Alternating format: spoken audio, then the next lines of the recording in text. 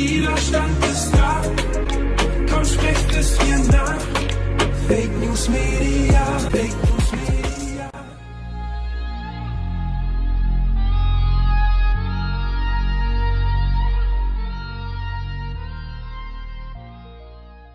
Hello les amis, nous sommes le lundi 21 septembre 2020, mais il sera peut-être mardi 22 quand vous verrez cette émission car il est très tard.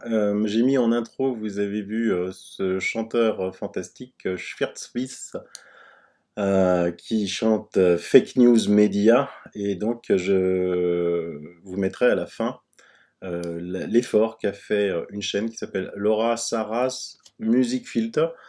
Je vous la mets à la fin et c'est voilà pour les amateurs de musique, vous avez les traductions, c'est super bien fait. Ces images de la manifestation du 1er août à Berlin, ensuite il y a eu une deuxième manifestation le 29 août. Et une fois de plus, chaque fois qu'il y a ces manifestations où vous voyez des gens sans masque, sans distanciation sociale, vous avez les gens qui crient va y avoir des clusters et des clusters, on attend toujours les clusters et il n'y en a toujours aucun. Preuve que c'est des fake news. Et des fake news, on a été servi là, hein. On a été servi. Hein. En plein journal de 20h. Hein.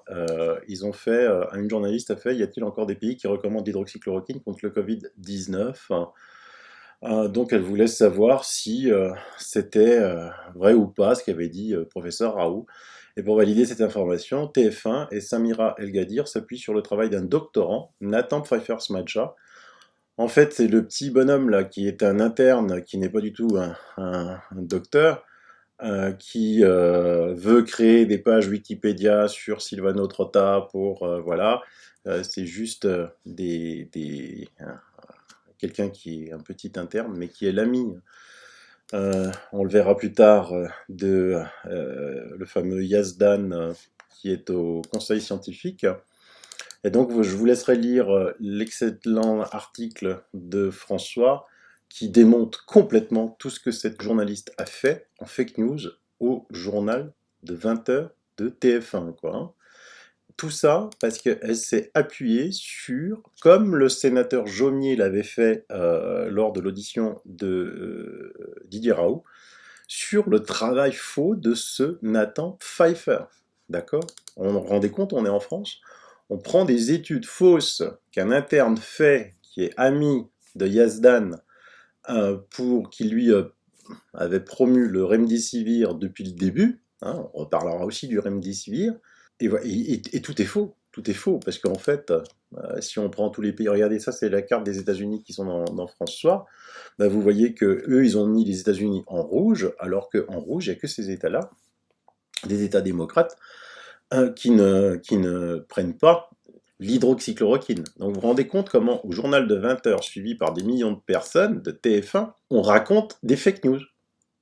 Et après on vient m'attaquer moi, parce que je sais, les bruits qui courent, qui reviennent à mes oreilles, que je suis dans l'œil du cyclone de beaucoup de journalistes, parce que je leur dis qu'ils servent à rien, parce qu'ils font juste répéter des dépêches de l'AFP, qui vérifient pas leurs sources, et que même Bill Gates les remplace par des ordinateurs.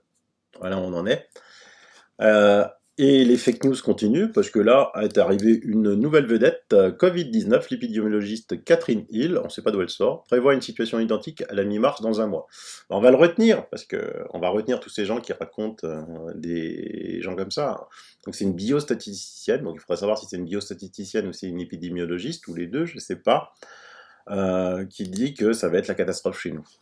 Hein, comme Olivier Véran avait dit il y a 17 jours maintenant que dans 15 jours ça allait être la catastrophe.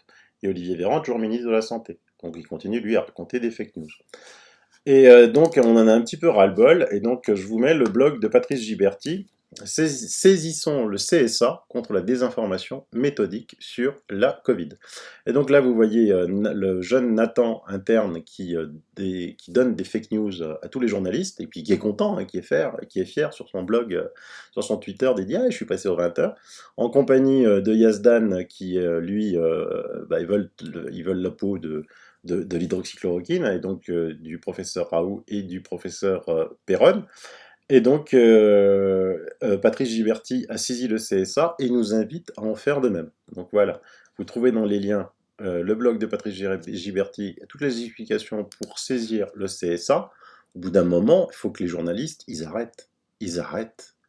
ils arrêtent de prendre de fausses études.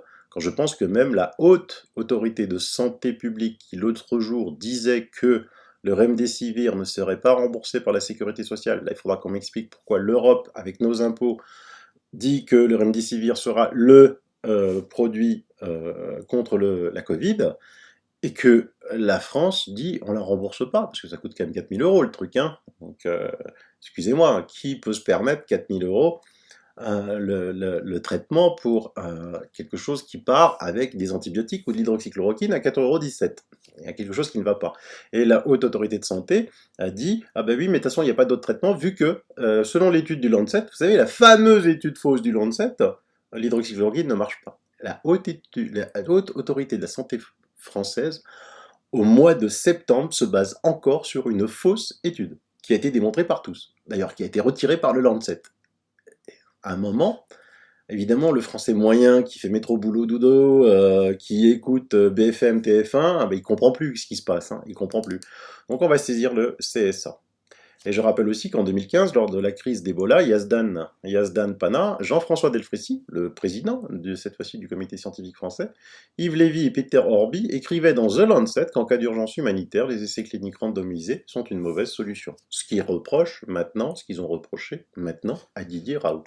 Donc là aussi, je le dis souvent, je le répète, Internet a de la mémoire. Internet a de la mémoire. Il faut mettre ces gens devant leur contradiction. Il faut mettre les journalistes devant leur stupidité. Voilà, c'est tout. Et donc là, vous voyez, le Nathan Pfeiffer's My Jar. Oh, merci Sam Al-Gadir d'avoir parlé de mon travail au JT de 20h. En plus, il est heureux, quoi, il est content. Il faut continuer de lutter contre les foutaises avec des arguments factuels, c'est qui va convaincre les gens. Ben, nous, voici, on va lutter contre toi, on va porter plainte contre toi, parce que c'est toi qui fais des fake news. Hein. Pour rassurer un petit peu les gens, ben voilà les nouveaux cas quotidiens en France en haut, donc vous voyez que ça explose. Je vous rappelle que si les courbes au début, à gauche, sous le mois de mars, elles étaient si basses, c'est parce qu'on ne testait pas. Là, à droite, il y a beaucoup, puisque on fait 1,2 million de tests par semaine. D'accord? Et parmi ces tests, la plupart sont des faux positifs. Parce que il y a trop de cycles, ça je vous l'ai déjà expliqué. Et donc en fait, si on avait fait le même nombre de tests pendant la période de mars-avril que l'on fait maintenant, les courbes là, elles seraient à gauche là, elles seraient comme je vous l'avais dit, elles seraient pas à 7, vous voyez une pointe à 7,75 cas. Il y aurait eu des pointes par semaine, en semaine, lycée, il y aurait eu, selon l'INSEE, entre 180 000 à 480 000 cas par jour. Cas par jour. D'accord? Et la preuve, bah, c'est la seule courbe qui nous intéresse, c'est les nouveaux décès quotidiens en France dus à la Covid, en sachant en plus que l'on met tout dans cette case. Du reste, je vous laisse aussi un excellent article qui a été écrit par le professeur Denis Rancourt. Plus de 30 000 décès à cause du gouvernement français. Une étude scientifique évaluation de la virulence du SARS-CoV-2 en France à partir de la mortalité toutes causes confondues de 1946 à 2020 estime que le gouvernement français serait responsable de 30 200 décès en France depuis le début de la crise du Covid. Professeur Perron avait dit au moins 25 000, lui il va plus loin, il dit 30 000. Nous sommes convaincus que le pic Covid est artificiel car il s'est produit brusquement sur un mois à une date sans précédent dans le cycle saisonnier de mortalité toutes causes confondues. Il est absent dans de nombreuses juridictions, par exemple aux États-Unis. 34 des États américains n'ont pas de pic Covid. Le Covid, il ne s'arrête pas aux frontières. Hein.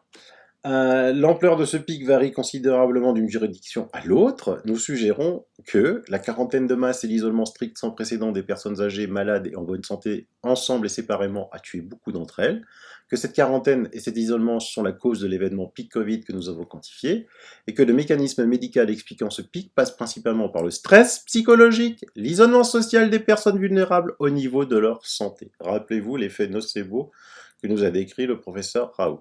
Selon nos calculs, ces mesures ont provoqué quelques 30 200 décès en France en mars et avril 2020. Cependant, même en incluant le pic Covid, la charge hivernale de mortalité, toutes causes confondues pour l'hiver 2019-2020, n'est pas statistiquement supérieure aux charges hivernales habituelles, ce qui nous amène à affirmer que le SARS-CoV-2 n'est pas inhabituellement virulent pour un virus responsable de maladies respiratoires. J'espère qu'il y a de quoi rassurer tout ce qui est les personnes là qui mettent des masques quand ils roulent en voiture. La France serait l'un des 5 pays européens les plus touchés par la Covid-19 avec la Belgique, le Royaume-Uni, l'Italie et l'Espagne. Tiens, comme par hasard, les pays qui ont été les plus sévères hein, avec le confinement, les pays qui ont été le plus sévères avec les masques, les pays qui ont été même le plus sévères avec les masques à l'extérieur, se retrouvent être les plus mauvais. Et on peut en discuter, on peut se dire, mais attends, mais si on est mauvais en tout, c'est peut-être ce qu'on fait mais pas bien. Peut-être que ce que la Suède fait, c'est-à-dire pas de confinement, pas de masque, ni à l'intérieur ni à l'extérieur, discothèque ouverte, les enfants à l'école sans masque, alors qu'ils ont presque plus de cas, c'est peut-être le bon modèle, on peut en discuter. La France a appliqué de vastes mesures en réponse à la déclaration de pandémie par l'OMS le 11 mars 2020, notamment le confinement national et la mise en quarantaine systématique des personnes malades et en bonne santé, réunies dans des maisons de soins et des établissements pour des personnes âgées. La question se pose, existe-t-il des preuves tangibles et impartiales que les mesures extraordinaires étaient et sont justifiées? Après tout, si l'agent pathogène est aussi contagieux et virulent qu'on le croit, alors, indépendant de l'ensemble des efforts déployés pour limiter la propagation de l'épidémie, il devrait être évident à présent que les décisions d'imposer ces mesures étaient justifiées. Autrement, s'il y a peu de preuves d'une augmentation anormale de la mortalité, alors soit le SARS-CoV-2 n'est pas aussi dangereux qu'on l'imagine, soit l'ensemble des mesures d'atténuation ad hoc a été efficace et doit être considéré comme prouvé. Mais les médias veulent continuer la peur. La peur. Je vais vous laisser écouter ce journaliste face à l'excellent professeur Toussaint. Mais regardez, écoutez les questions chaque fois qu'il ramène. Oui mais alors, écoutez bien. Et regardez le calme incroyable de ce professeur Toussaint qui a mon admiration. C'est hallucinant. France a enregistré samedi un record avec 13 500 cas de Covid-19. Les messages alarmants se succèdent. L'urgentiste François Braun, président du syndicat SAMU France Urgence, annonce que la deuxième vague est là. Notre confrère Le Parisien titrait samedi sur peut-on encore éviter l'implosion. Vous déclariez le 11 septembre qu'il n'y a actuellement pas d'urgence sanitaire. Dites-vous aujourd'hui la même chose, oui ou non, sommes-nous face à une deuxième vague? Eh bien écoutez, la mortalité d'hier était de 12 décès en France, ce qui veut dire rapporté au nombre de cas positifs pour une mortalité, une létalité instantanée, ce qui n'a qu'une valeur indicative, mais qui nous dit qu'il y a un décès nouveau pour 1000 tests positifs nouveaux actuellement. On est donc dans une phase qui n'a rien à voir avec celle de mars. Nous avons connu 27 décès samedi. On voit que nous ne sommes pas du tout sur une phase d'explosion exponentielle telle qu'elle avait été annoncée encore il y a 15 jours. Et de la même façon, les hospitalisations ont diminué la semaine dernière. Nous étions à 5450, on est maintenant à 5325. On voit que les hospitalisations diminuent également. Donc, il n'y a pas de deuxième vague actuellement? Actuellement, les chiffres officiels de Santé publique France, une fois qu'ils sont corrigés par Santé publique France, lorsqu'elle évite les erreurs et les défauts de report qui ont pu être proposés hier, puisque vous avez vu qu'entre 20h hier soir et 23h30, nous avions 312 décès en France avant que Santé publique France reconnaisse une erreur simplement de transcription sur les centaines et qu'on redescende à 12 décès. De la même façon, vendredi, on a eu 123 décès qui ont été comptabilisés et qui reprenaient seulement la totalité des décès de l'été complet pour un seul établissement hospitalier de l'Essonne. Donc à chaque fois, on a cru qu'il s'agissait du départ d'une deuxième vague. Pour l'instant, nous sommes à 12 décès seulement hier. On voit que la seule vague que la France a connue est celle du printemps. Alors, vous savez aussi ce que répondent à cet argument. Ils disent, d'une part, il y a toujours un décalage entre les contaminations et le nombre de décès, donc ce serait à venir. Et puis, on pointe toute une série d'avertissements. 55 départements en rouge. Pour la première fois sur la semaine dernière, davantage de décès que la semaine précédente. Le taux de positivité qui augmente, qui est à 5,7%, davantage de réanimation dans les hôpitaux, de personnes réanimées. Le directeur de l'agence régionale de santé d'Île-de-France parle d'un risque d'embrasement de Paris. Tout ça, vous le contestez? Alors, il y a beaucoup de choses parmi cette inquiétude qui continue de diffuser, qui nécessite d'être parfaitement analysée. Si on regarde le nombre d'entrants à l'hôpital, par exemple, sur la semaine dernière, il a augmenté par rapport au mois d'août. On était à 600 nouvelles hospitalisations chaque jour, et dans la semaine précédente, alors qu'au mois d'août, on était à 100, c'est-à-dire on a augmenté d'un facteur 6. Mais comme je vous l'ai dit tout à l'heure, le nombre d'hospitalisations a diminué. Alors on ne comprend plus tout à fait pourquoi le nombre d'entrants à l'hôpital augmente, alors que le nombre total de malades à l'hôpital diminue sur l'ensemble du territoire français. Eh bien, l'explication très simple à cette discordance est qu'en fait, il y a plus de sortants que d'entrants, et donc les soins qui sont actuellement proposés aux personnes hospitalisées sont nettement moins lourds que ceux qui devaient être proposés au printemps. Donc on voit que tous ces indicateurs nécessitent d'être repris. On voit également que les départements en rouge ou les villes qui ont été prises en rouge, pour une ville comme il est de 4500 habitants, il suffit d'avoir 5 cas positifs et on passe le taux supérieur à celui de la zone orange. Et donc on a toute une série de départements qui sont également sur des indicateurs excessifs, qui ne montre pas, pour l'instant, d'augmentation significative. Il y a certes une augmentation du nombre de personnes en réanimation, mais là encore, on voit que l'augmentation de la qualité des traitements joue sur une capacité de maîtrise qui n'est pas du tout celle, au regard des 800 personnes hospitalisées actuellement, de l'occupation des 12 000 lits de réanimation annoncés par le ministre de la Santé la semaine dernière comme possible à ouvrir pour l'ensemble des patients Covid. Jean-François Toussaint, comprenez que les Français n'y comprennent rien. Vous avez des médecins qui vous disent, des médecins qui sont connus, qui vous disent il y a une forte aggravation, il y a un vrai risque, on est même quasiment devant la deuxième vague, et vous dites le contraire. Vous et d'autres d'ailleurs, vous dites le contraire. Comment s'y retrouver? Qui croire?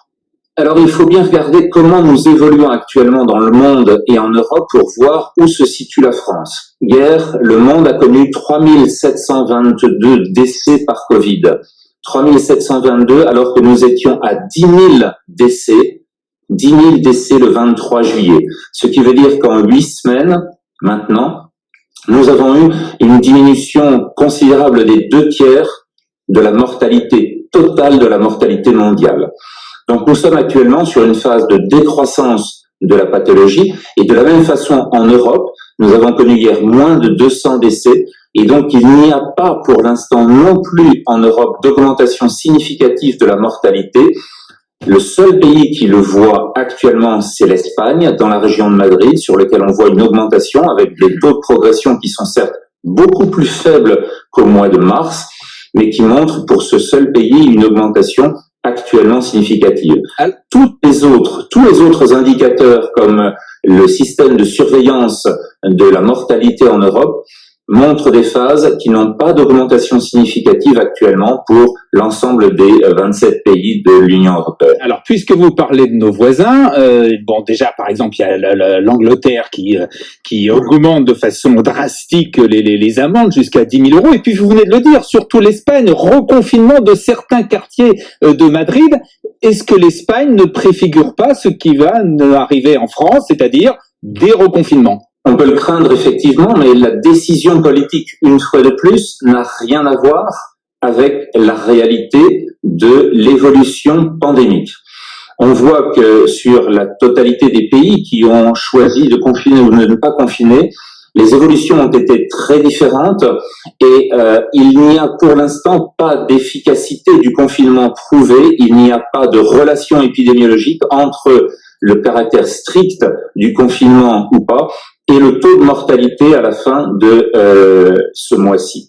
On est donc dans une utilisation politique qui dépend de l'inquiétude des gouvernants et qui dépend du coup de l'analyse qui est faite par les conseillers scientifiques autour de ces valeurs.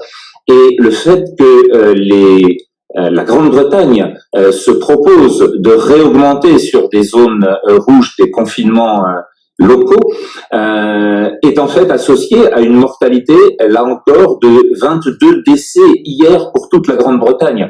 À nouveau, nous ne sommes pas dans ce pays en aucune façon comparable à ce qui se passait au printemps. Vous avez vu ce journaliste qui essaye toujours de vendre la peur, qui essaye, allez, mais alors, où il est notre pic, où est notre deuxième vague, qu'est-ce qu'on va vendre, Le professeur Toussaint, imperturbable. Et moi, comme je vous le dis, maintenant, les médecins se lèvent. se lève et commence à parler de bon sens. Je ne sais pas combien de vidéos je vous ai fait depuis le début de cette crise où je vous dis, et là, votre bon sens, il vous dit quoi? Alors, on va écouter un extrait de la déclaration du docteur Louis Fouché, médecin anesthésiste réanimateur. Écoutons-le, c'est vraiment très fort. Depuis quand le gouvernement se donne-t-il le droit de décider de ce que les médecins peuvent prescrire? Pourquoi les gens doivent-ils encore porter un masque aujourd'hui? Pourquoi leur interdisait-on d'en acheter un quand c'était utile? Pourquoi les pharmaciens n'ont pas eu le droit de vendre des masques quand c'était utile? Ce sont désormais les supermarchés qui le peuvent, avec la complicité de l'État et de ses forces de répression. Ceux qui constatent l'écart croissant entre le réel et la narration médiatique et politique se doivent de réagir. Ceux qui savent lire et interpréter sans peur des courbes épidémiques se doivent de parler en masse et de ne pas laisser seul l'IHU dans cette bataille. Il n'y a pas de seconde vague. Nous ne sommes depuis bien longtemps plus en situation épidémique selon les définitions habituelles des standards d'épidémie pour la grippe, c'est-à-dire plus de 150 cas par jour pour 100 000 habitants. Cette définition a été changée tout bonnement pour la Covid, dans un but qui nous échappe. Le réel est remplacé par une narration douteuse. Les informations diffusées par les médias sont désormais décorrélées de la réalité sanitaire. Information est écrit entre guillemets. Les courbes épidémiques sont interprétées de manière fallacieuse. L'État aurait-il modifié les seuils épidémiques habituels pour maintenir un discours alarmiste et justifier des restrictions de liberté ? Les nouveaux cas sont bénins. Ils sont à la hausse du fait de l'incrémation du nombre des tests. C'est très rassurant quant à la bénignité de l'infection au final. Nous n'avons pas constaté en avril le dénominateur des cas totaux, faute de pouvoir tester comme le bon sens nous le recommandait. Aujourd'hui, nous testons de manière quasi systématique sans rapport avec une quelconque symptomatologie. Nous trouvons simplement ce que nous nous sommes interdits de voir en mars, avril et en mai, le dénominateur et la foule des cas bénins. Tous les partisans de la thèse de l'immunité collective devraient s'en réjouir. Les hospitalisations en réanimation, les hospitalisations et les décès ne font que baisser tendanciellement. Nous nous devons de sortir des polarisations politiques qu'on a voulu infliger au débat. Nous devons retourner à des arguments de bon sens, médicaux en premier, scientifiques en second.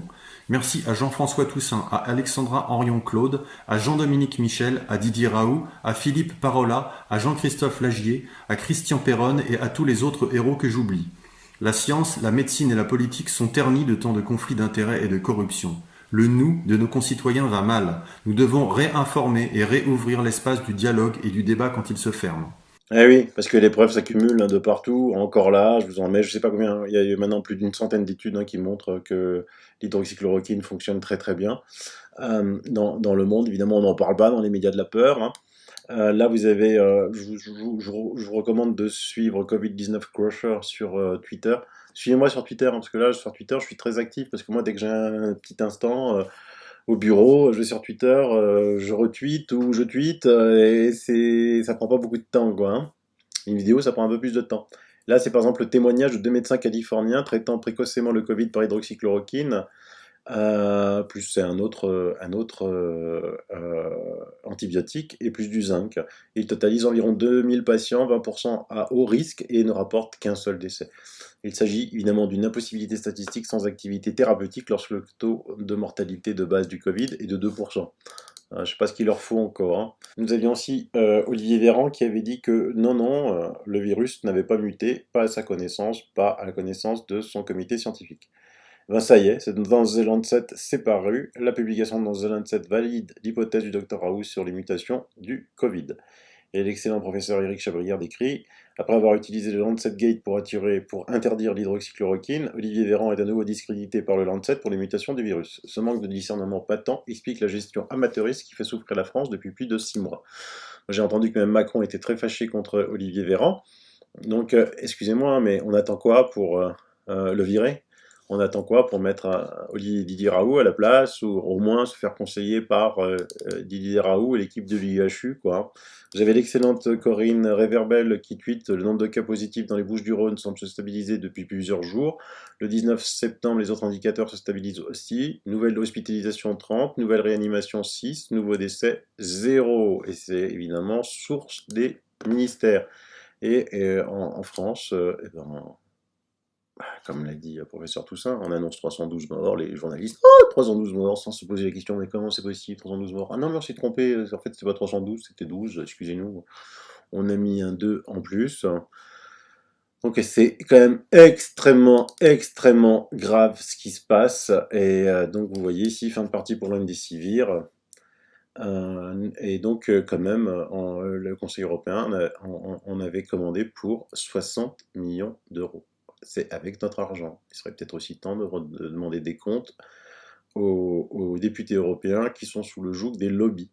Et pendant ce temps-là, le professeur Raoult, qui était déjà premier, parce que vous savez que vous pouvez taper ça, expertscape.com, c'est le classement officiel des pairs. Là, vous pouvez aller chercher le Nathan, vous le trouverez nulle part, ne vous inquiétez pas. Mais on écoute le Nathan qui est nulle part, qui est même pas, qui est un interne.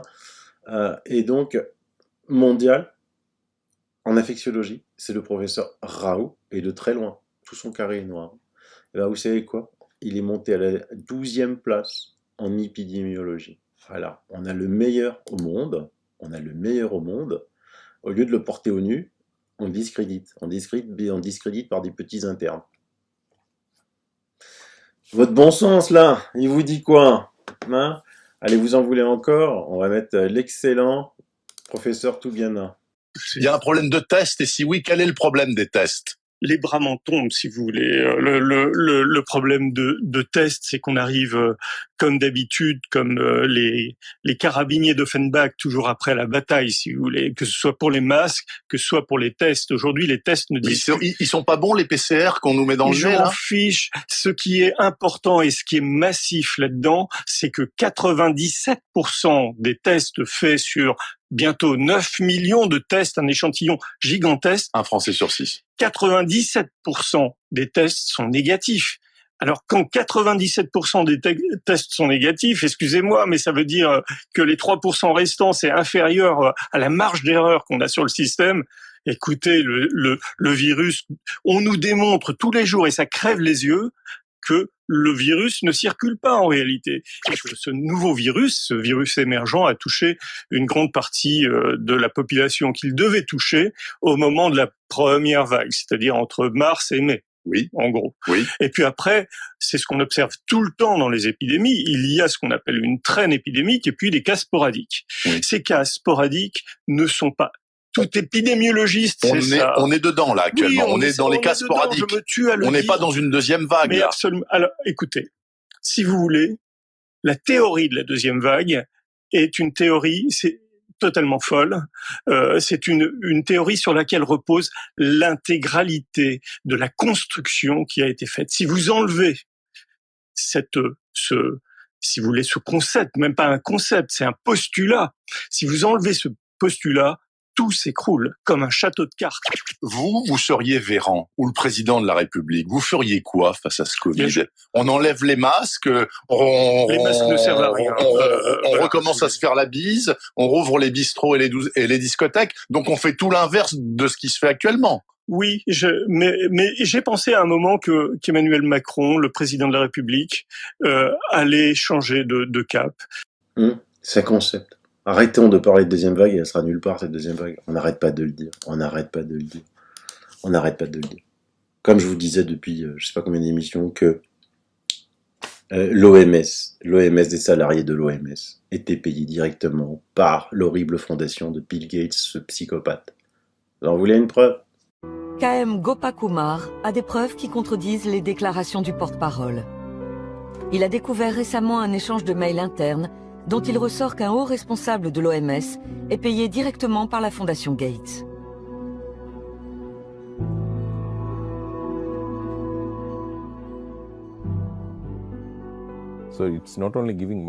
La fondation ne se contente pas de faire des dons. Elle place également ses hommes. C'est très préoccupant.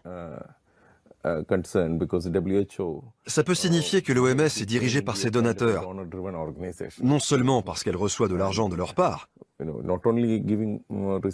aussi parce qu'elle engage leurs collaborateurs et les laisse gérer le programme.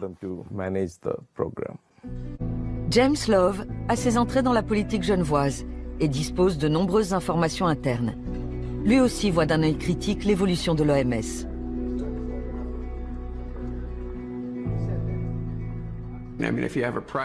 Si une institution privée donne plus d'argent que l'Allemagne, que l'Angleterre ou que les États-Unis, on peut s'attendre à ce qu'elle exerce une certaine pression. Il serait naïf de croire le contraire. Souvent, les gens ne voient pas ce que ça implique, ni quels sont les objectifs de la Fondation Gates. Il faut bien se rendre compte que les collaborateurs de Gates ne viennent pas sans arrière-pensée. Ils ont une idée bien précise de ce qu'ils veulent faire. Si demain Bill Gates décidait de soutenir plutôt l'éducation ou la protection de l'environnement, qui sont aussi de bonnes causes, l'OMS s'effondrerait. Le pouvoir de décision est dans les mains d'une seule personne. C'est digne d'une structure féodale. En tant que société démocratique, nous devons prendre la mesure des processus que nous avons laissés apparaître. Voilà, c'est tout pour ce soir. Si vous avez un terme à retenir, bon sens. Votre bon sens. On est d'accord?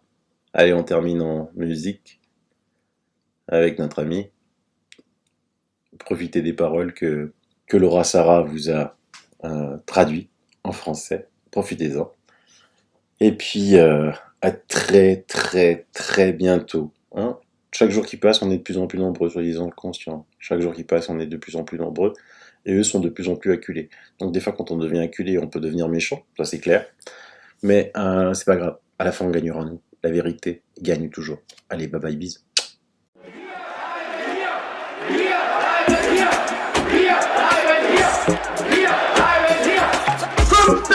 Leute sind angeblich hier und angeblich aufgelöst. What? Das ist doch gar nicht wahr. Das ist doch gar nicht wahr. Die Lügen in diesem Staat schlucken wir jeden Tag. Doch jetzt sehe ich es klar.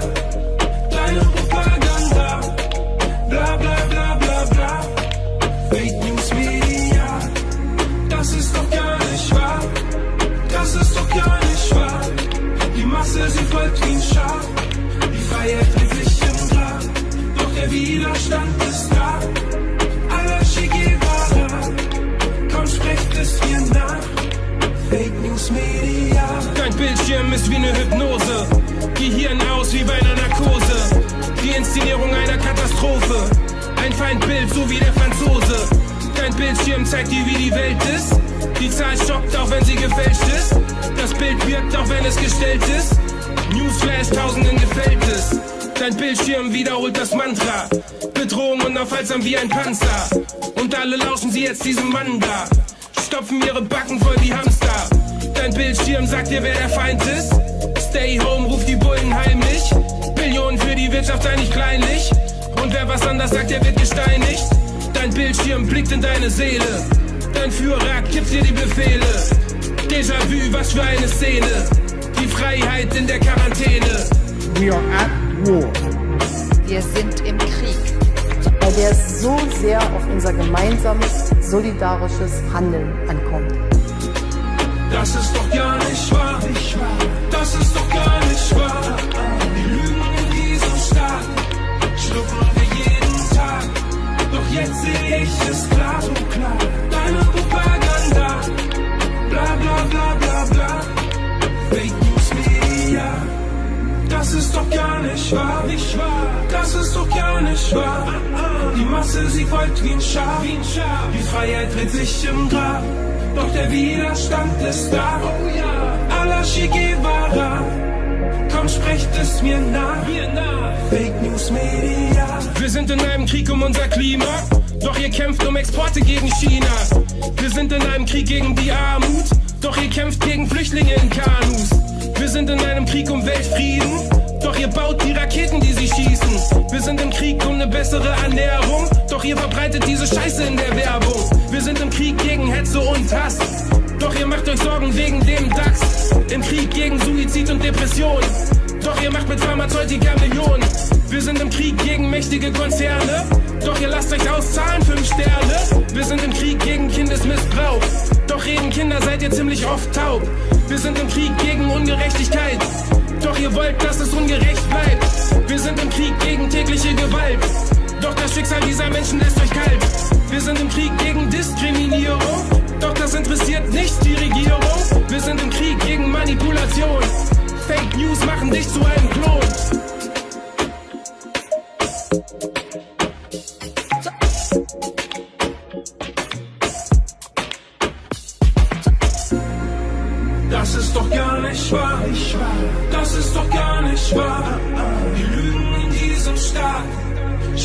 waren wir jeden Tag.